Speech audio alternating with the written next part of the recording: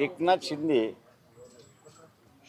यांनी पुन्हा स्वतःची असणारी पॉवर काही आहे हे दाखवून दिलेलं आहे. जे बीजेपी असं म्हणत होतं की आम्ही असणारं स्वतंत्र लढणार कॉर्पोरेशनमध्ये,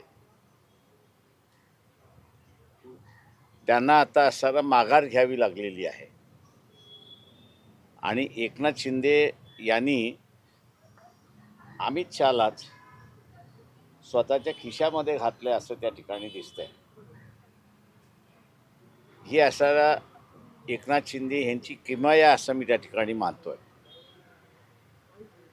की बीजेपीला सर्व महानगरपालिकेमध्ये एकनाथ शिंदेंचा शिवसेनेबरोबर युती करून लढणार अशी असणाऱ्या बातम्या आता यायला लागल्या.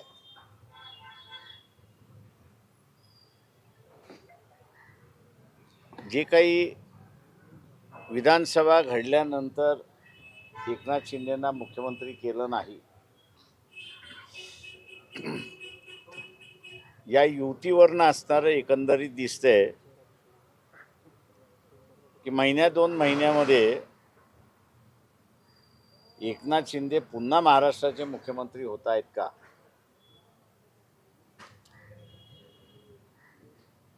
अशी परिस्थिती उभी राहिली असं मी त्या ठिकाणी मानतोय. शरद पवार हे आज सारं चाणक्य म्हणून मानल्या जातात. ती वस्तुस्थिती आहे, त्यांना नाकारता येत नाही. पण मध्यंतरी एकनाथ शिंदे आणि शरद पवार यांची बैठक झाली. त्या बैठकीच्या निमित्ताने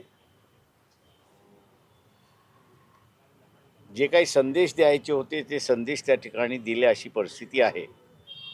आणि आता बघायचा वेळ आहे की एकनाथ शिंदे पुन्हा आपल्या पदरामध्ये मुख्यमंत्रीपद पाडून घेता येत का, हे मला वाटतं बघण्यासारखं राहील राजकारणामध्ये, असं मी त्या ठिकाणी मानतो. साहेब, पण एकनाथ शिंदे मुख्यमंत्री त्यावेळेस त्यांना व्हायचं होतं. आकांक्षा अर्थात कुणाची लपून राहिली नव्हती. पण महापालिकेत त्यांना डावललं जाईल असं वाटत होतं, म्हणून त्यांनी तो शहांना दिल्लीत भेटून आघाडी आणि युती करायचं ठरवलं. आता मला माहीत नाही, मी जे मला जे दिसतंय आणि ज्याच्यावरनं आहे ते मी आपल्यासमोर मांडलेलं आहे.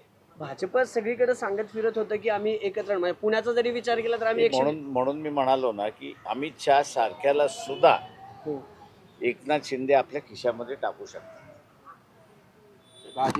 ही असणारी एकनाथ शिंदेची किमया असं मी त्या ठिकाणी मानतो.